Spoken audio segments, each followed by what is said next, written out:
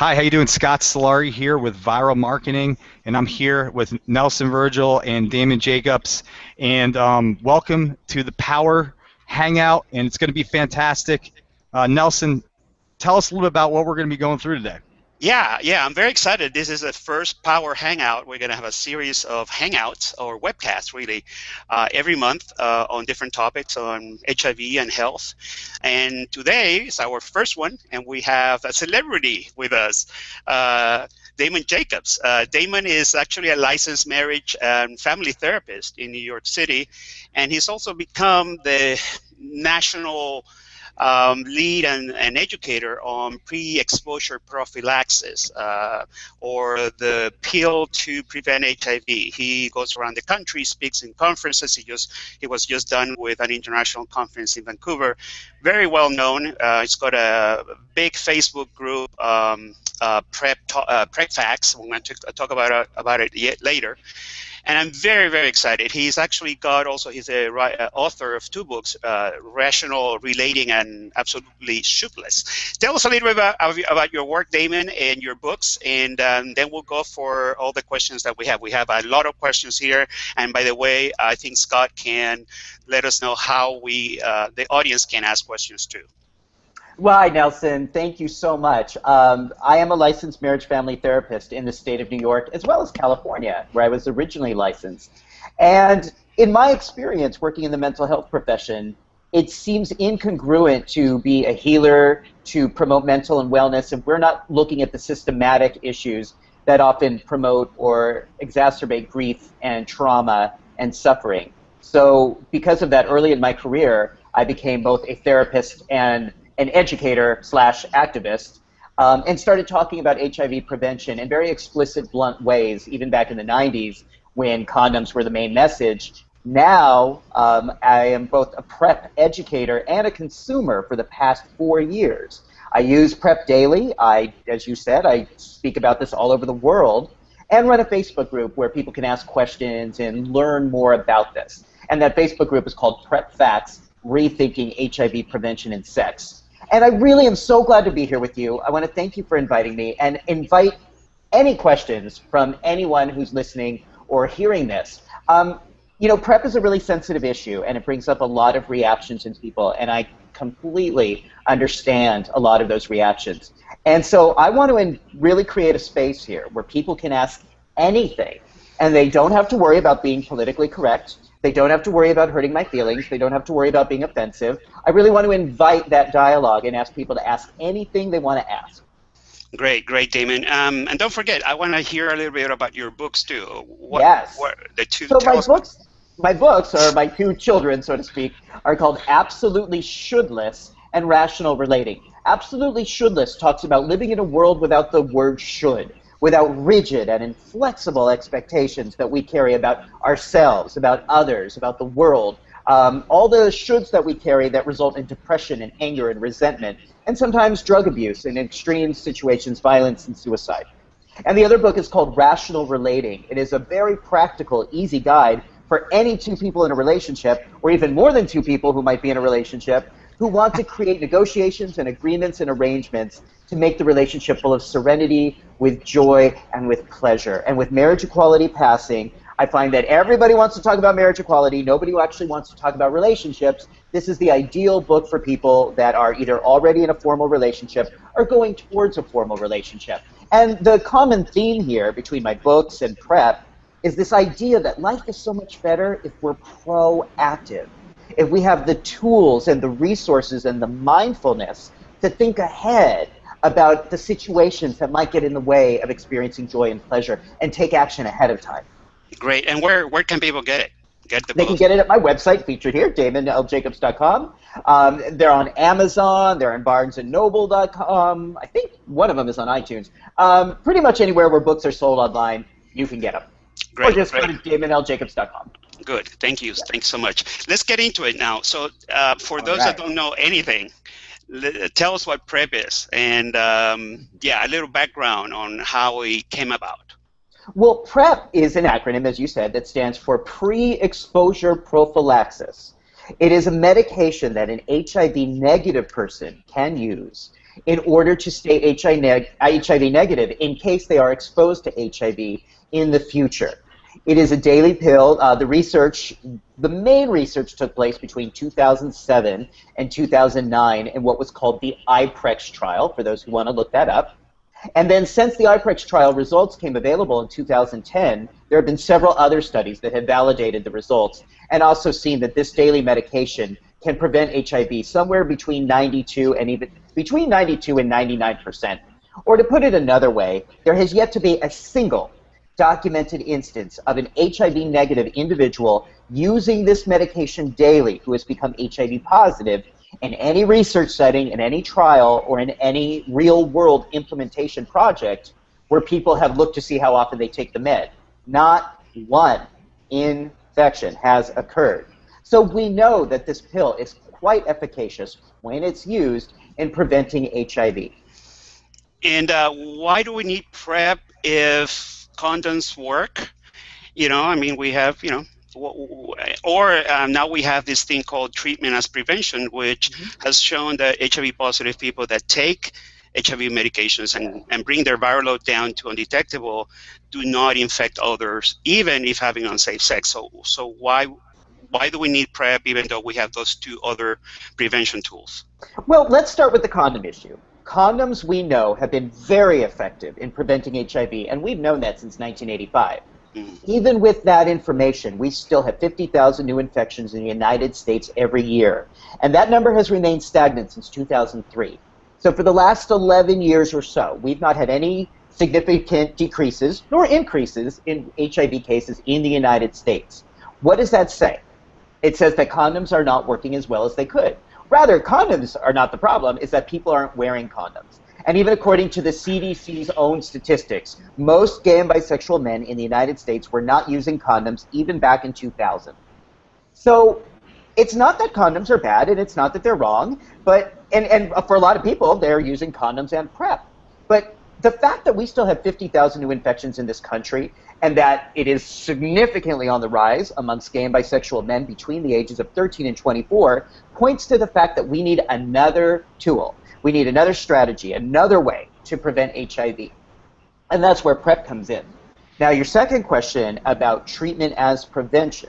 As you mentioned, this is fairly new, but it is very, very true that a person living with HIV who has an undetectable viral load, it seems to be, according to all the research we are seeing that we just saw in Vancouver this last week, is incapable of transmitting HIV, meaning an HIV-positive person, no viral load, suppressed viral load, they cannot and are not transmitting HIV. So where are these 50,000 new infections coming from? Well, in the United States, it's usually from people who don't know they're HIV positive. Most people, many people who are HIV positive in the United States do not know their status. And they are, without malintent, not because they're bad, but without knowing it, are often carrying around a detectable viral load and transmitting HIV to others. This is why we need testing to be accessible and non-stigmatizing everywhere, and this is why we need PrEP for individuals who could be at risk for HIV. And talking about stigma, you just mentioned the word stigma. Yeah. Are there any, there are lots of stigmas surrounding not only being gay, but HIV positive. I mean, I've been HIV positive for 33 years. And I'm gay, and I'm an immigrant, and, we all have labels. But anyways, tell us a little bit about the stigma associated with PrEP. Because I see online that a lot of people are judging those that are taking PrEP. They're calling them Truvada horse. They're calling them whatever, just stigmatizing the whole thing. Tell us a little bit about the psychology, since you are an expert in the field, of all that shaming that we're having now. Well, I think the shaming you're seeing and the Truvada whore label that has been used against me and against anyone who is open about their use of Truvada as PrEP is a reaction to fear. And let's face it, all the safer sex campaigns for the last 30 years have been laden with fear. They have told people to be afraid of sex, afraid of pleasure, afraid of intimacy, afraid of connection, be afraid of sex without condoms, to be afraid of so many things. And so when we get a prevention strategy that is medically proven to prevent HIV, that is an alternative to what we've understood, it threatens people's sense of safety in a way. It's like people have a difficult time with change, even when it's good change.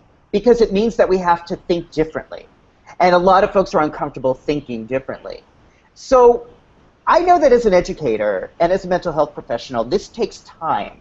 And definitely in the last 3 years, there has been a change in terms of people's ability to acclimate to this idea of this paradigm shift around HIV prevention and around the possibility of someone staying HIV negative when they're not using condoms. Not that you can't use condoms, but a lot of us are not.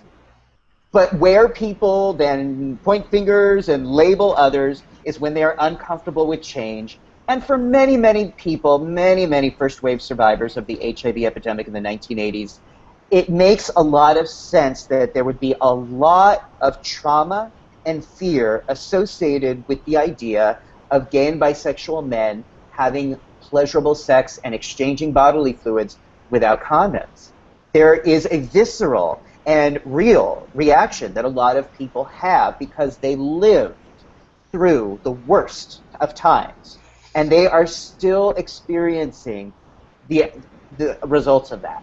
So it makes a lot of sense that PrEP will sometimes push some buttons of issues that have come up before.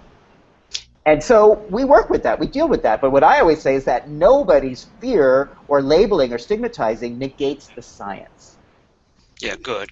And I saw the lecture you gave last week in Vancouver. I saw it online. And we were talking yesterday about pleasure and love and how nobody brings that up in different conferences. Everybody wants to talk about the data, the infection rates, the efficacy of Truvada or PrEP.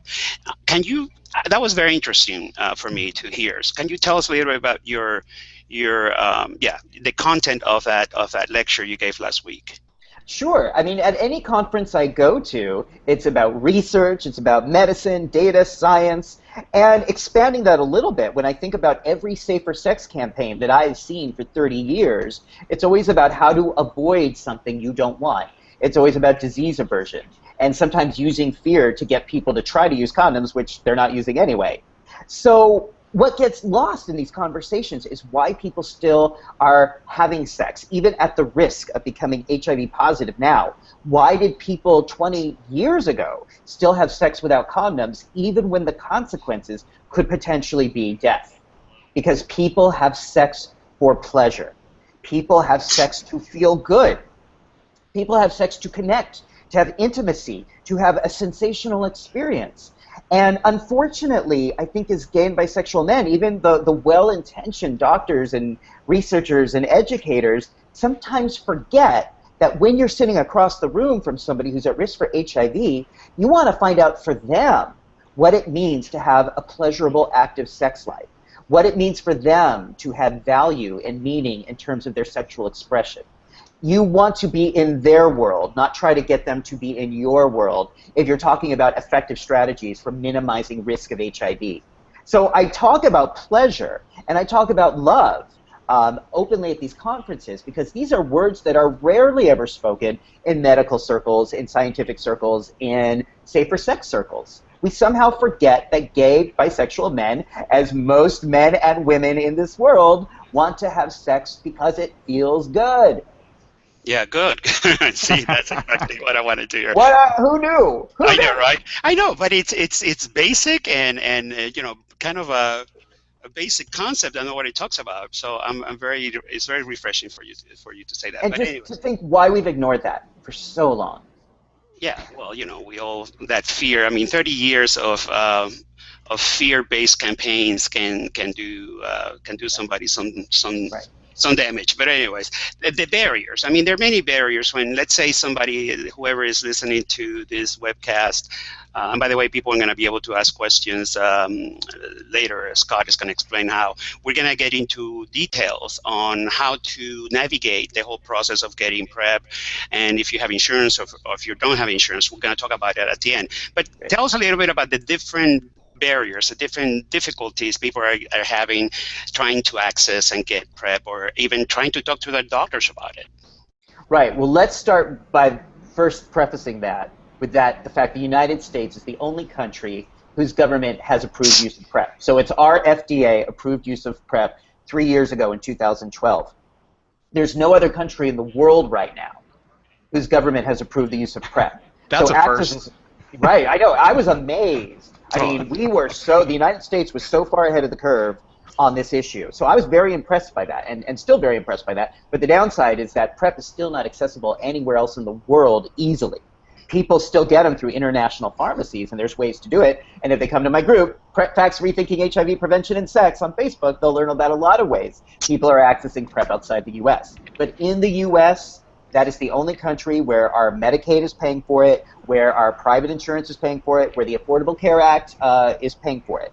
So within the U.S., access has still been an issue, partly because even though it is covered by insurance, there are some insurances that have put up barriers, who have put up hoops that have made it harder for people to access PrEP. They've added paperwork, or they've kind of passive-aggressively discouraged people from using it. If I were to call an insurance company right now and say, hey, will my insurance cover PrEP, chances are I'm going to get someone who answers the phone who's never heard of this and going to say no. This is why if people want to find out, they have to call their insurance and they have to ask, is Truvada on the formulary? Not do you cover PrEP, but is Truvada on my formulary? Simple things like that can make a big difference in terms of accessing PrEP and dealing with insurance companies. And again, more tips like that are available at my page. Now, the other big barrier to access has been the medical profession. And doctors, mostly doctors in the United States, who are sometimes, I'm going to give them the benefit of the doubt, well-intentioned, doctors who care, seem to have this idea, they have a misguided concept of cause and effect. They say, if I give my patient PrEP, he or she will feel like they can go ahead and have sex without condoms. Well, what's the problem with that logic? Most men and women, especially gay and bisexual men, gave up condoms a long time ago on a consistent basis. Not everybody, but most. So for a doctor to believe that he or she has the power to suddenly get people to use condoms in 2015 when people weren't even using condoms in 1995, how much sense does that make? How rational is that? PrEP is appropriate because people already stopped using condoms, not the other way around. And until the medical community gets on board with that, we're going to see this power struggle and this sort of problematic dynamic, power dynamic that's coming through, with doctors thinking that they can infantilize and be mommy and daddy for their patient, who is probably just going to nod and smile and then go the other way. So we need a medical system that's more in tune with the needs of the pleasure of gay and bisexual men, and not judging them, not saying what you should do, but saying, here's the reality. What are you doing, and can I help you to stay HIV negative? Can you use condoms more often? Would you use PrEP? Could you use both? Let's talk about that. So insurance and the medical community have been the largest barriers in the United States. And then earlier you mentioned the stigma. There is still stigma in a lot of communities, people joking with their friends, even though, again, most gay and bisexual men are not using condoms 100% of the time. But a lot of gay people will tease their friends or make fun of people who don't use condoms, or worse, stigmatize people who are HIV positive. Say that being HIV positive is some sort of character flaw. So what does that do in terms of helping people feel empowered about their sexual decisions? Not very much. Yeah, and that's great. You mentioned gay and bisexual a lot, man, but straight people can take this too, right? Absolutely. This is approved for anybody in the United States. It is approved by the FDA and endorsed by the Center for Disease Control for anybody who is at risk for HIV. So that could be a man, that could be a woman. There are lots of women in the United States taking PrEP. There are at least 2 women in my group on Facebook that have used PrEP to conceive a child with an HIV-positive partner. Now let's talk about that for a second. It used to be, if you were an HIV-positive man married to an HIV-negative woman and you wanted to conceive a child, you had to go through an extensive and invasive process that was very, very expensive and not necessarily even efficacious in order to try to father a child. It was like the sperm washing thing. Sperm washing, yeah. And it didn't always work, and it was very expensive. Now, with TASP, with treatment as prevention, and with PrEP, male and female couples are conceiving children naturally, without all that expensive stuff, without all that sperm washing stuff. And we have 2 women in my group that are very outspoken about their use of PrEP in order to conceive a child with an HIV-positive husband. So it is for men, it is for women, it is for anyone who wants to be in control of their HIV status, if they're already HIV negative. It gives power to the receptive partner, doesn't it? I mean, well, yeah, it really does. So let's talk about that, because for me, so I've been active sexually since 1989, primarily as a bottom partner. And you're a kid. I can say that again, right? I can say that. Nobody's shocked here. Okay. Yeah, nobody's they're gonna like, no, we never saw that coming. You may get a lot of emails of people trying to hit on you, but okay. I would have guessed top, but okay, sure. No. So think about the mechanics of that for a second. Uh-huh. Back before we had treatment medications, back before HIV was treatable, if I was to have sex with anybody as a bottom partner, I was kind of giving my life over to somebody else, because I didn't know if that person was truly HIV positive or negative. So if I'm getting penetrated and I'm having sex with somebody who is a top, and I am dependent on that person using a condom for me not to become positive. So I have to make sure that he's making sure it doesn't fall off, it doesn't fall in, it doesn't break, it doesn't somehow magically disappear, as condoms sometimes do in the heat of the moment. That means that I've always given the power of my health status to another person. With PrEP, I'm not in that position anymore. I take a pill every single day.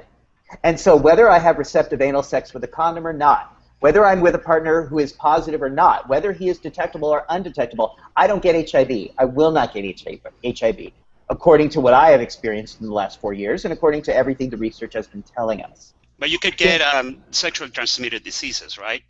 Yeah, well, Nelson, have you ever used a condom for oral sex?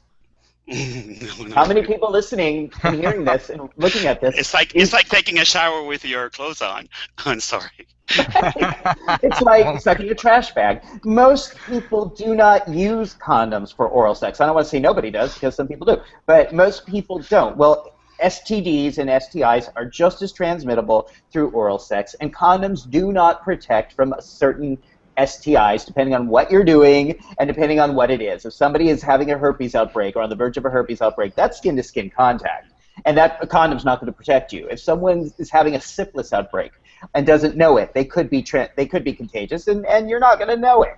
And you can use a condom, and you could get syphilis easily that way. So condoms do reduce the risk of getting an STI, but they don't eliminate the risk of getting an STI. What just came out of Vancouver this week, and this was fascinating to me, is that there were about a dozen demonstration projects given. Again, demonstration project is looking at how PrEP works in the real world. So clinics all over the world, San Francisco, Miami, DC, but also in Canada and Brazil and Africa, looking to see how PrEP works. None of these demonstration projects have seen an increase, a significant increase in STI infections. Now, they're not really seeing decreases either. They're seeing STI infections are pretty much staying the same throughout the course of these studies. But what's really interesting to note is that use of PrEP in the real world does not, so far, result in some major catastrophe explosion of uncontrollable STIs floating around us every single place. That hasn't happened. And so, yes, it doesn't stop STIs. It only stops HIV. But I do want to say one more thing about that.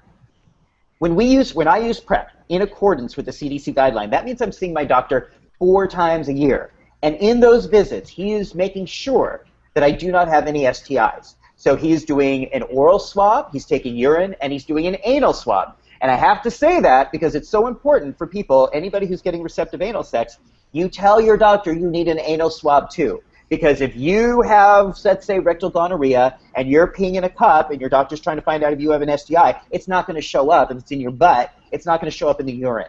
So you need to ask for an anal swab. Now, I'm getting that done 4 times a year to make sure that I don't have an STI, or if I did have an STI, that I'm not giving it to other people.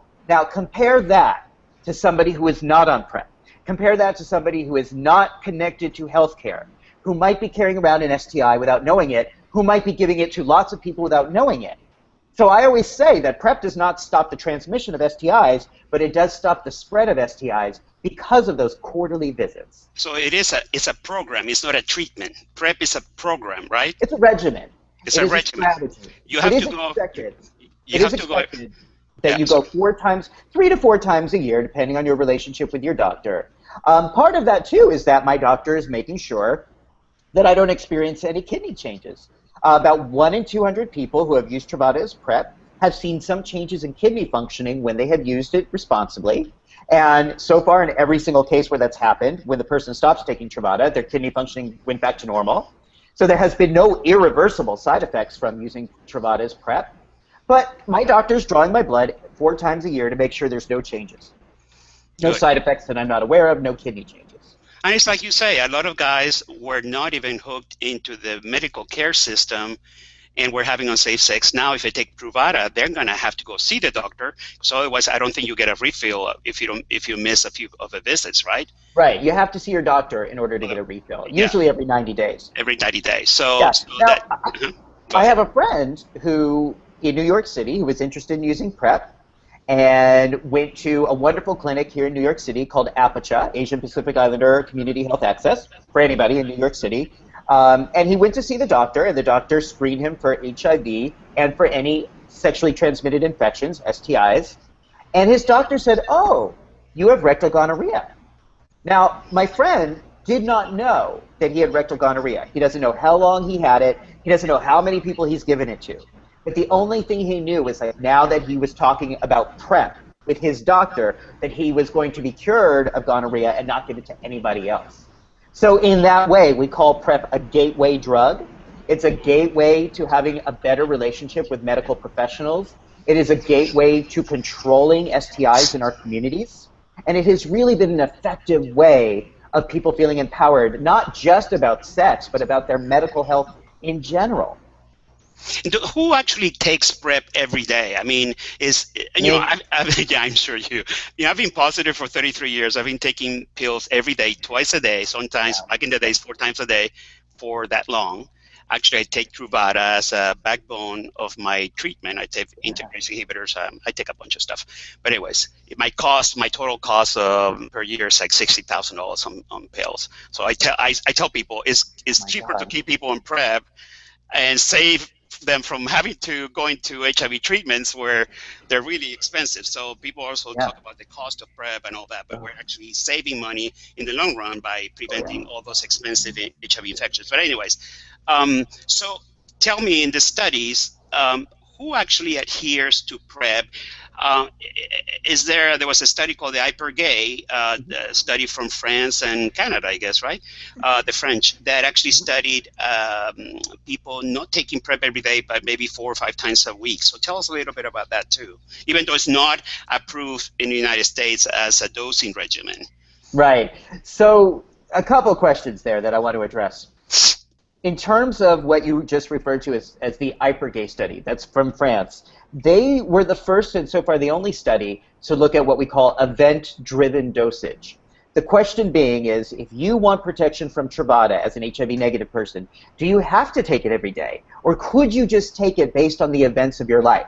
Let's say I know, like today is Wednesday, I know I'm going to have sex Friday night, and I'm not going to use condoms, so I want to be protected. Could I begin taking it on Thursday and take it again Friday, and then have sex, and then take it twice afterwards and have protection? That was the theoretical question that was being looked at in what was called the Hypergay study. Well, the results that were released in February of this year were a little bit mixed. What they found was that everybody in the study who followed the directions and the protocol of the study, not a single person became HIV positive. So again, another study, nobody who took the drug the way it was prescribed to them became HIV positive. And what was the dosing? I'm sorry, right? But that's the thing. People were having sex so often in the study that the average dosing in the study was 4 doses a week. So when they looked at how many times people actually took the drug in a month, it averaged 4 times a week. And we already know that 4 times a week is very, very effective. It's more effective to take it 7 days a week, but 4 times a week still provides really, really strong protection from HIV if you're at risk for HIV. So the study told us a few things, but it really still gives us a lot of questions. I think it was about 20% of the participants took it less than 4 times a week, but they did take it for this event-driven dosage, the way I described, 2 doses before the event, 2 doses after the event, and none of those folks became HIV positive either. So again, the only people who became HIV positive in the study were people who did not take the meds at all. So what does that mean? Well, it means we have a lot more research to do. But for now, the Center for Disease Control recommends that anyone who wants to use Truvada as PrEP take it daily or close to daily. Obviously, if you forget a dose here or there, if you only take it 6 days a week, if you skip a dose, you take it 4 days a week, 5 days a week, you're still going to have a lot of protection. But you know what, Nelson? I grew up in the time when AIDS was a death sentence. I lost lovers and friends and colleagues to AIDS. I grew up seeing death. I am not there. I am going to take it 7 days a week because HIV is something I want to prevent, and I want to do everything in my power to prevent HIV, and I feel most empowered doing it 7 days a week. So in regards to the question you asked before that, who is this right for? Who is actually taking it daily? A lot of people like myself who survived the difficult days of HIV and AIDS are people that are using this daily or consistently on a daily basis in order to prevent HIV. People who grew up and saw this face, right up close, who have decided, I'm not going to become HIV positive, but I still want to have these pleasurable, sensational sexual experiences without condoms. Can I do both? Yes, according to the science now, you can. In all of the studies, in all of the research, and people can Google IPREX or they can email me if they want to see the data behind this, the people who adhered the most to PrEP were people that were at highest risk of PrEP. They knew it already. They knew that they were at risk for HIV. I'm sorry, let me say that again. The people that adhered the highest were people that were at risk for HIV. The official term used in these research studies is URAI. That stands for unprotected receptive anal intercourse.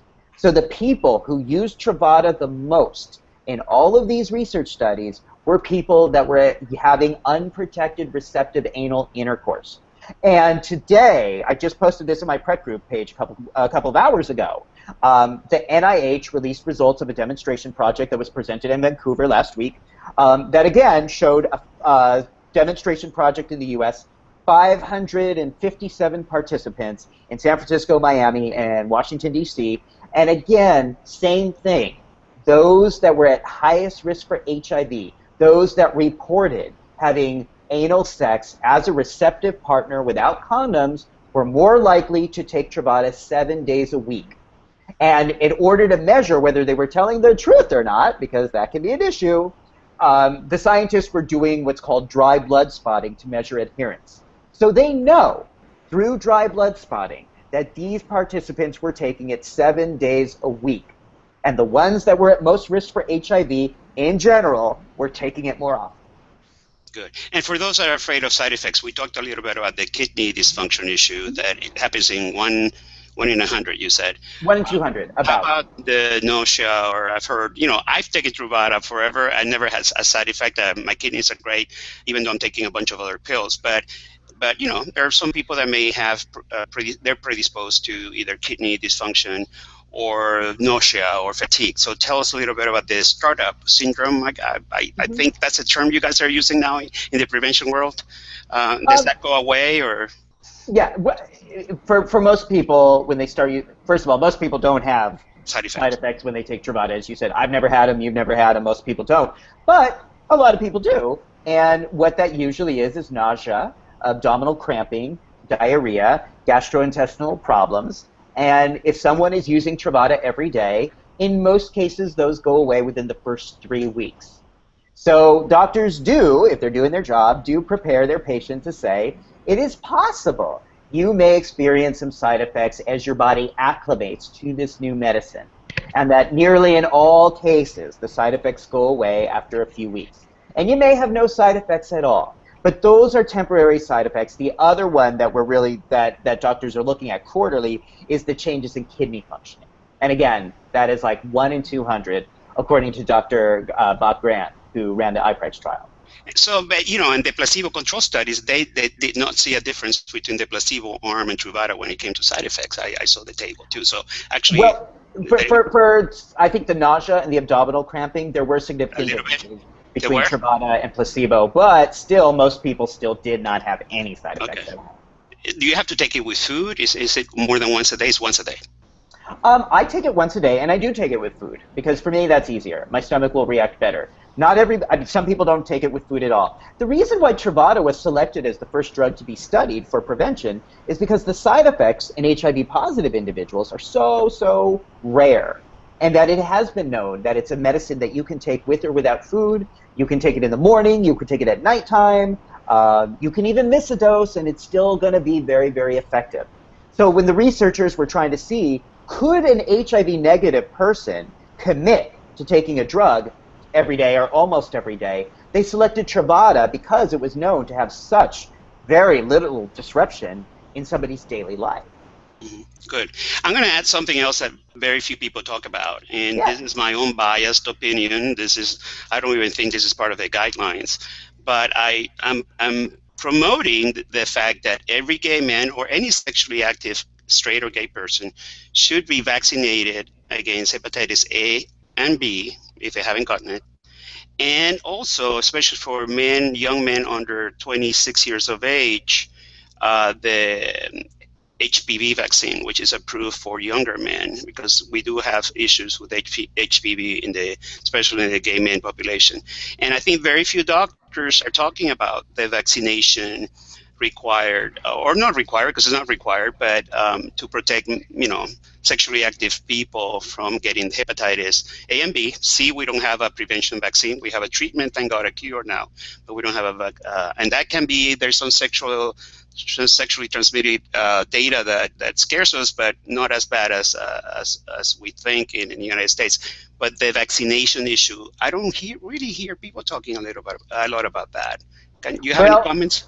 I would agree, except I would not say, I never tell people what they should do with their body, because I have no right and I have no authority to tell people what they should do with their body. But when I'm talking to someone or educating a group of people about health and wellness and joy and pleasure, and thinking about ways to maximize health and wellness and pleasure over the long term, that is when I would ask these questions that you brought up, which are wonderful questions and really important.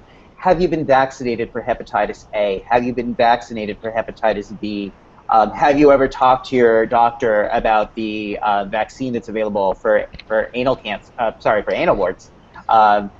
Because, well, I know I'm too old to get it. I've asked my doctor. I mean, I'm over the hill. I've already been exposed, according to him. Me too. So there you go. Me too. But, absolutely, for younger people, it is approved in the United States. That means insurance does pay for it. My insurance would not pay for it because I'm too old.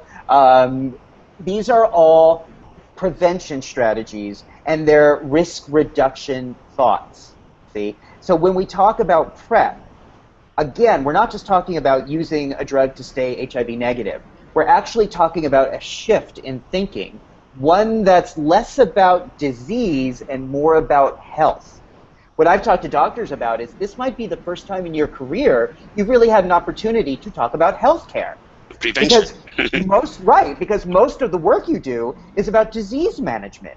Most of the people who come to see you every day are people coping with chronic or treatable diseases, whether it's HIV or other diseases that people are dealing with, like diabetes or hyperthyroidism. But most of your work is about treating a condition. With PrEP, you have an opportunity to work with somebody on actually caring for someone's health in a proactive, responsible, and empowered way. Good. And what a different paradigm that is. Good. One more thing. Doctors being trained, Gilead, I don't know if Gilead, the maker of Truvada, is spending any money on education for doctors, since they didn't really spend money in the approval process for this drug for PrEP. It's approved for HIV treatment too. Are doctors actually being educated, or do they have to find information on their own? Well, doctors, there are a lot of resources for doctors. Gilead does provide training for doctors if they ask for it, and it's free. So Gilead has trained professionals all over the U.S. that will go to any hospital, clinic, or area when doctors ask them to. If they don't want to deal with Gilead, which some doctors don't for various reasons, there's also trainings and a lot of information on the CDC website. The Center for Disease Control provides a lot of information and data and training, and a hotline for doctors to call if they want to talk to somebody about PrEP and how to responsibly prescribe PrEP through them. Okay, good. Scott, why don't we go into the first graphic to explain the process of navigating through the whole process of obtaining PrEP? Is that possible, the first graph? Yeah, absolutely. So real quick, before I pull it up, there was a couple questions. Do you want to get to those now, or do you want to wait till after? And then After, also, because the table. after. Yeah. Okay. And then, Yeah, I think this is going to answer some questions people have. And then also, just so the viewers know, there is a Q&A up in the right corner. There's some squares there. Click in there, and then you can ask a question. We'll get it answered at the end. Okay. So ask a Truvada horror. Ask me anything. You will not hurt my feelings. You will not offend me. Even if they shame you, huh? Do it. Rather, shame me. Don't shame your friends. If you have a question, a genuine question, ask me. Don't ask the people around you who might be offended or stigmatized by you. all right, hold on real quick. I'm gonna pull it up. Here we go. Is this the first one?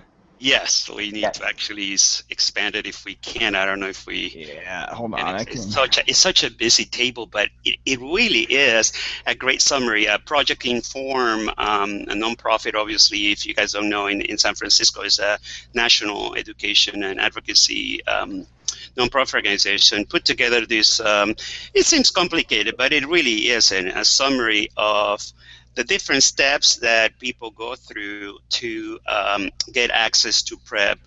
And we have a second graph that we're going to show later on who pays, whether insurance, if you have insurance, if you don't have insurance, if you're a U.S. resident, if you don't have a green card, because there are other ways to access it, how much money you have to make if you don't have insurance. So, because it gets very confusing. We may or may not have too much time to go into detail for both of them, but we will. You can go into the Project Inform website, and they have the information there too. Or you can actually type on the Facebook search box on the top, PrEP facts. Actually, just type in those two words gets you to your page. I've done that many times, and there, we have more than what, 5,000, 4,500 members or so. 7,800 now as of today. 7,800 people. International. Amazing. And you answer, we all do. There's a bunch of us answering questions there. So actually that probably is but some people don't like showing their faces sometimes for questioning. So you can go into the website. But anyways. Or they can direct message me on Facebook, or they can go to damonljacobs.com, and my email and all my contact information is there. So anybody can ask me anything privately if they prefer. Good. Scott, can we go to the... Yeah, there you go. Damon, can you, really briefly, we don't have to read all this out loud because it's too much, it will take us forever, but briefly, the main points of each one of these steps, if you can. Okay.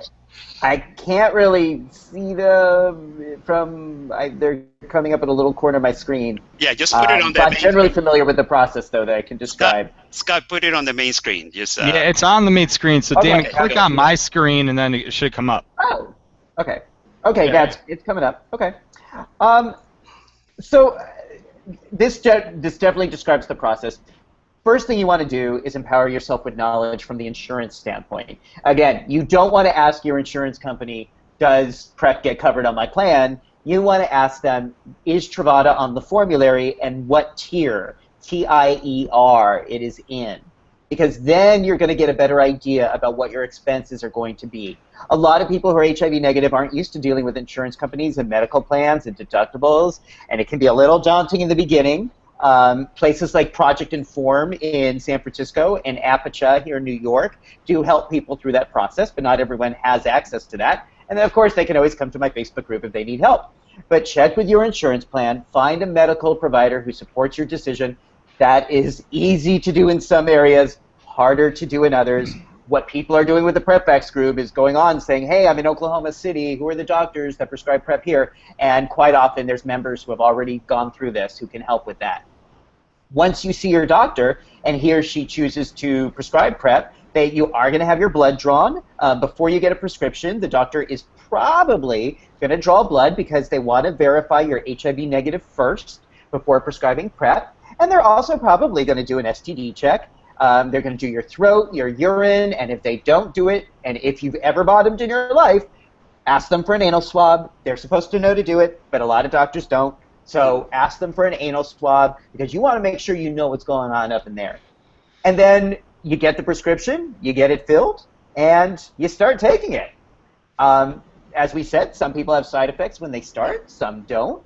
But what I think for a lot of people, and what's not on here is just how you begin to acclimate your life to the idea that you are being responsible every single day, whether you're sexually active or not, that you are being proactive, responsible, and empowered about the pleasure that you want to have. And that's such an important part of taking PrEP as well, psychologically and emotionally. Good, good. And how about copays? I mean, is there?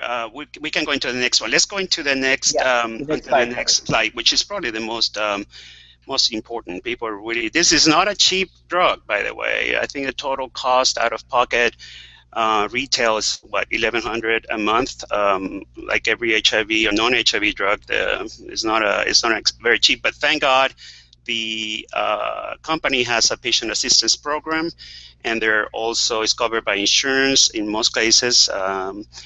And also there is a foundation that can help with some of the costs. So, Damon, can you go through this really quick? I mean, there's a lot of info too, and everybody can go to projectinform.org/prep, and you'll find this. But just really briefly. And they can come to my Facebook group and get this information as well. Yeah. There are a lot of resources, and this chart is wonderful because it really takes you through the if-then statements. Basically, if your insurance covers it, you'll have a copay. Gilead will pay that copay up to $300 a month, no matter what your financial situation is. If you have Medicaid in any 50 states, Medicaid will pay for PrEP, Truvada's PrEP in all 50 states. If you have no insurance, if you have zero coverage, Gilead will still pay for your coverage through the Medication Assistance Program if your yearly income is under the 500% of the federal poverty level, which is about $58,000 a month. $58,000 a year. Then Gilead will pay for it. And then, as you see on the chart, there's various ways to think about enrolling. And with open enrollment coming up in the next towards the end of the year, if you are going to be on PrEP on the Affordable Care Act, you really want to select a plan where Truvada is going to be properly covered. Where I've seen a lot of people get in some trouble here with the Affordable Care Act is because they select a plan that it has a very, very low monthly cost, but has very, very low coverage, and then they are underinsured. So they can't really afford Truvada a lot of times because they'd be paying this incredible, untenable expense in order to get it. So if you are on the Affordable Care Act and you are considering using Truvada, I would encourage you to consider either a bronze or a gold plan. You mean silver. Sorry, silver, thank you. Silver or a gold plan, because those are the two higher ones. There is assistance through the Patients Assistance Network. If you qualify for that, that's about $4,000 a year of assistance you can get. If you're living in the state of Washington or the state of New York, there are state assistance programs. If you are underinsured and you cannot afford Truvada's PrEP, the state will actually pay for it in these two states, and I'm hoping other states will follow suit. So there is just a whole bunch of good information here and many, many resources in order to cover Truvada as PrEP. I'm on the Affordable Care Act. I'm on a gold plan. My usual copay would be $70 a month. All of that is covered through Gilead.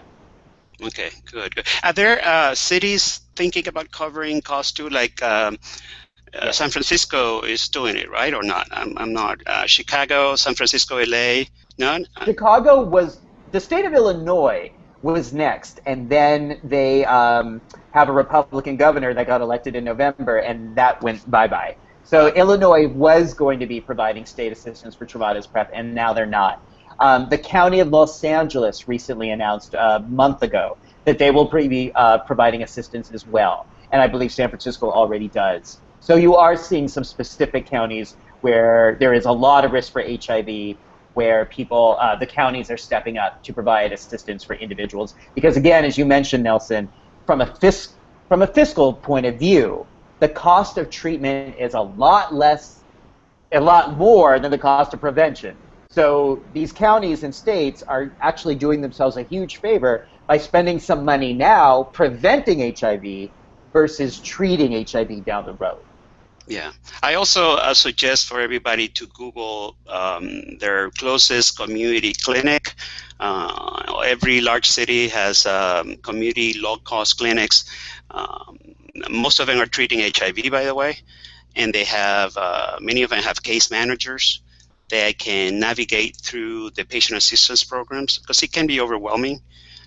So do that. And also, as I said, show the Facebook page that we have, the third graph, so that people can find us, Damon, me, and 7,000 other people from all over the country and all over the world.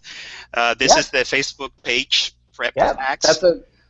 That's a good clip. Yes, 7,800 people, 7,800 people now. So yeah, now it's 7,800 have joined all over the world to learn about this valuable information that's out there. Yeah, well, great. I mean, do you have anything to add? We can answer questions now. We still have 5 to 10 minutes. 10 minutes, maybe. Yeah, let's answer some questions. Yeah. All right. So we got a question here. Yeah. Providers who refuse to prescribe PrEP for patients who request it, if that patient subsequently gets infected, could he or she conceivably sue their provider for refusing to prescribe PrEP when requested? That may be the only way to effect change. Well, it's a great question. I'm not a lawyer, so I really can't speak to legal issues. As an activist, I think that would be an appropriate use of using the legal system to make a statement. I don't know if legally you could win that, but certainly from an activist standpoint, that is often how the message has gotten through and change has occurred. If you are in that position, I would encourage you to talk to a lawyer and or Lambda Legal. And you can Google Lambda Legal about that. I don't know what kind of resources they could provide, but it has not happened, but I certainly think it could. And if it does, that might be a necessary message for the medical community to start being responsible about how they're reacting or not reacting to PrEP. But they can always go to the Facebook group and ask for a doctor in their cities, because there are almost 8,000 people. So yeah, chances are somebody lives in their city that knows a doctor that's prescribing. Hopefully. Now, again, that's coming. That's more and more the case, Nelson. Yeah. There's still a lot of areas of the U.S., a lot of rural areas of the U.S., a lot of smaller towns where that's not the case. And exactly the question that came up, people are going to their doctors and being told no. For no medical reason, just for moral reason. Yeah. The doctors are practicing morality, not medicine. And if that person becomes HIV infected and turns around and sues their doctor, I don't know what's going to happen. But I do think that will send a loud and clear message to the medical community. They need to get on board with this. They need to follow FDA guidelines. They need to follow CDC guidelines. Or else.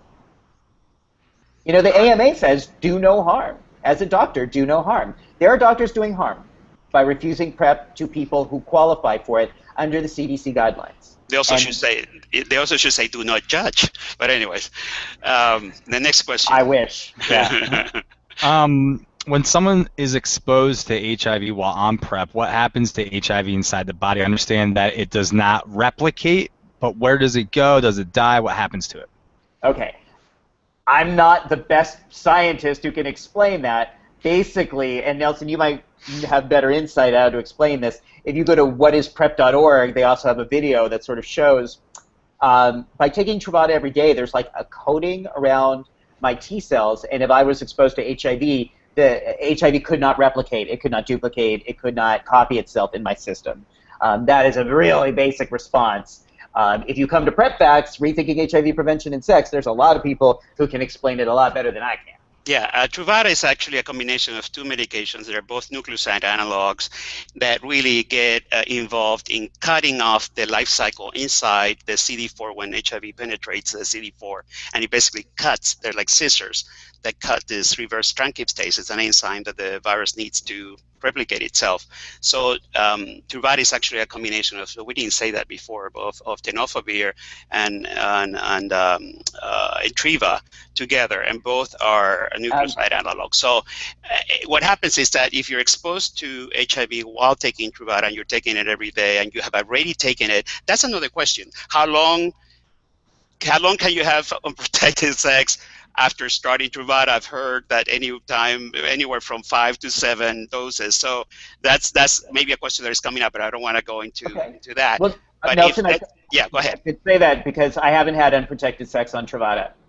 Because Truvada is protected sex. There you go. That's a good, I always, we use that word protected sex, and we actually equate it to condoms, right?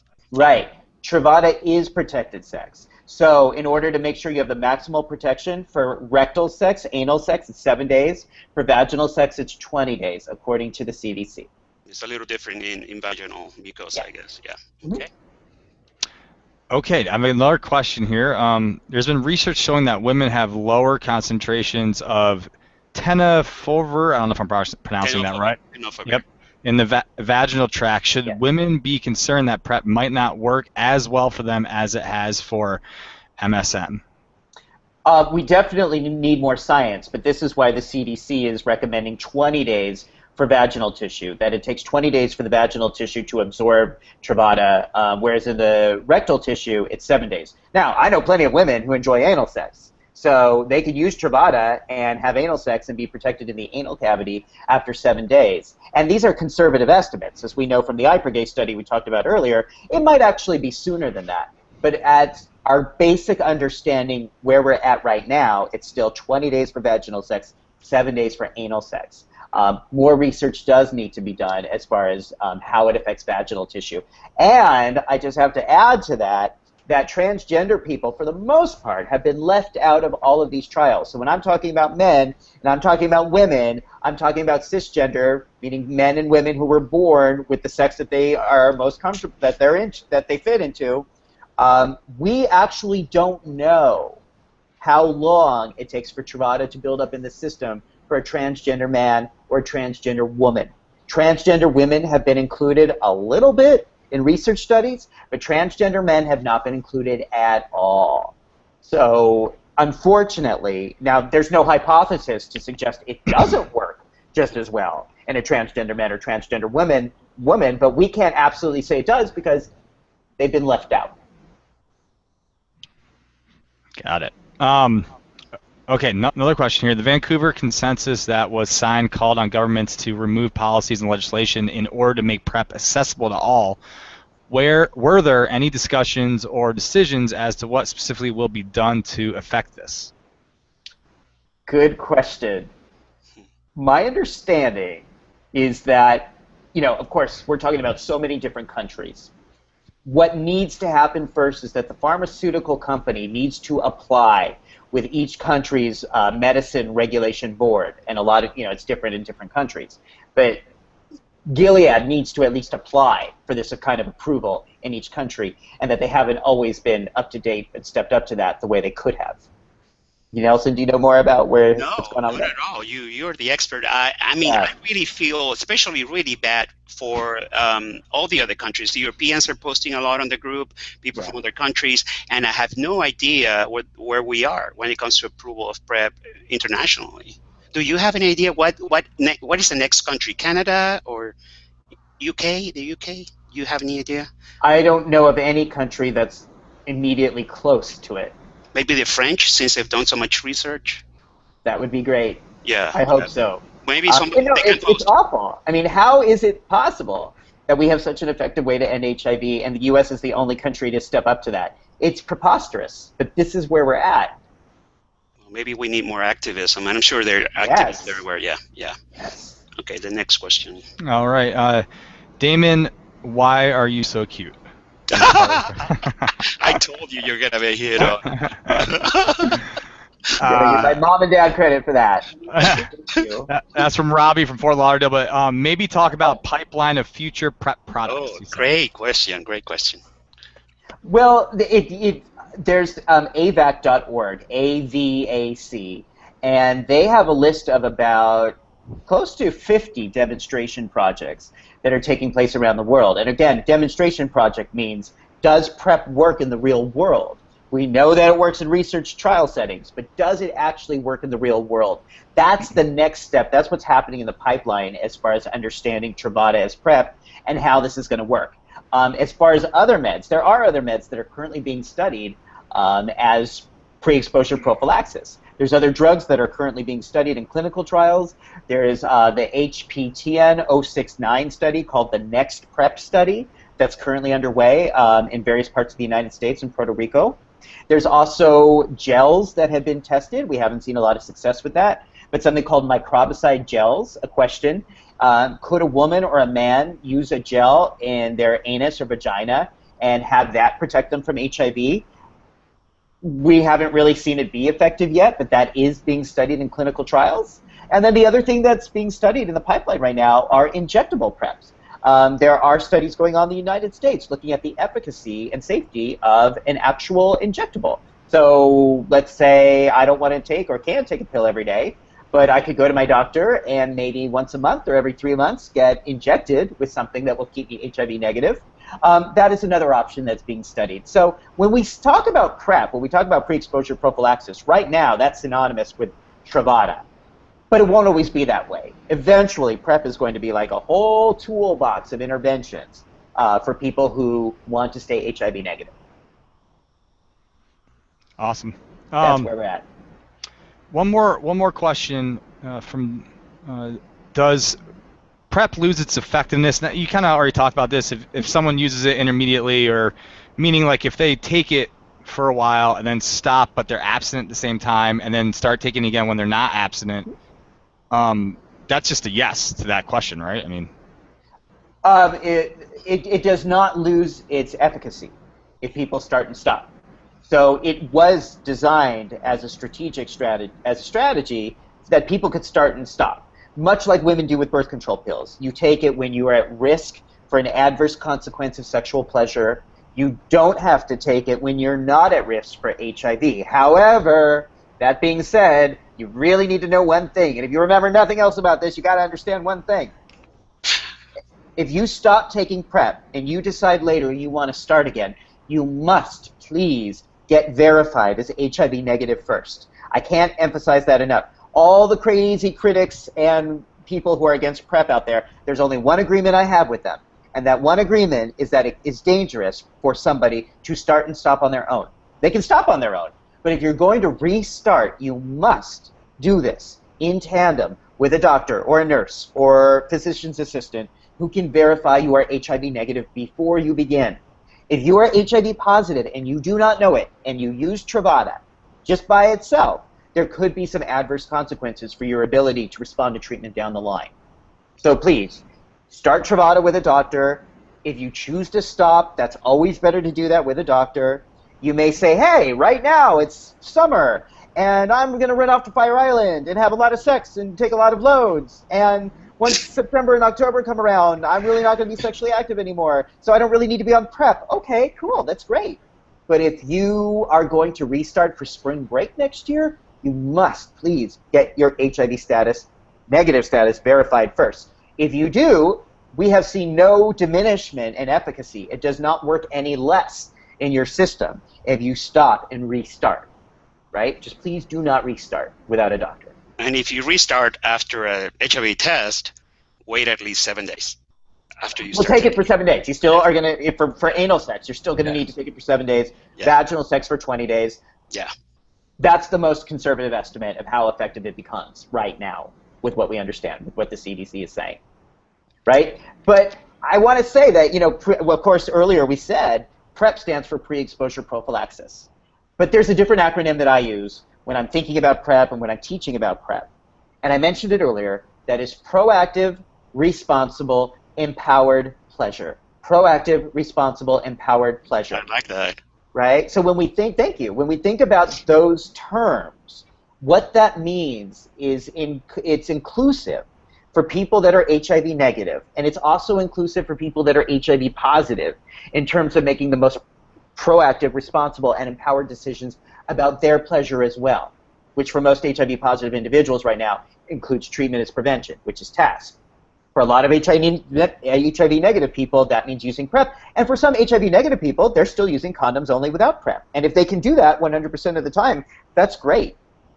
But what I'm considering is a framework for all of us to really evaluate what is the most proactive, responsible, and empowered way that I can experience pleasure.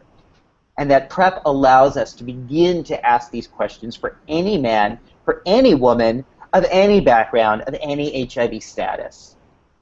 And that is what I'd really like people to consider when they're thinking about PrEP for themselves or thinking about PrEP for others, and especially if they're going to judge or stigmatize. I don't think anybody listening or re-listening to this is going to, or watching this, is judging others, but to really just think about, is PrEP right for me or not? What would it mean for me to be proactive, responsible, and empowered about my pleasure? And then have conversations with that, or join the Facebook group and ask questions about that. Great. Awesome. Well, Nelson, I think we're kind of out of time here. Very Is good. there anything else you want to wrap us up, or? Oh man, this has been great, Damon. You're like a star. I knew you would do great. No, I appreciate it. This is going to be available on YouTube right away, right, Scott? Yeah, right away, and then you can take the link and post it up wherever you want to, all the groups. And that, Yeah. Damon, you can share it too, whatever you guys want to do. Yeah. Share is good. Appreciate it, Damon. Appreciate it, Scott. Damon, Thank I you will so talk to you much. later. You really have helped, hopefully, thousands of people. I mean, I hope this video is watched by thousands. There's no reason why I shouldn't. And if anybody, as I said, has any questions, to find us on Facebook on the Prep Facts or your own website, right? Damon L. Jacobs. DamonLJacobs.com. Damon L. Jacobs. Don't forget the L. Don't forget Otherwise, Jacobs. I always do. somewhere else. Yeah. All right. Thanks a lot, and Thank you. good night. And real quick, Nelson, what can people expect from the next Power Hangout? The next power, I'm thinking about having one of the experts on supplements and HIV. So we're going to talk about more of what I do, exercise supplements and all that. I wanted to do the prep one first because it's a hot topic. It's a very misunderstood topic, and I have a star speaker speaking instead of me, so that's great. So yes, so look forward to my next postings on the next Power Hangout. It's going to be once a month, and then we're going to have one on anal cancer too. So thanks a lot, and appreciate your joining us and taking the time. And Damon, I'll talk to you soon. Thank you. Bye, Scott. Thanks, everybody. Thank you. Thank you.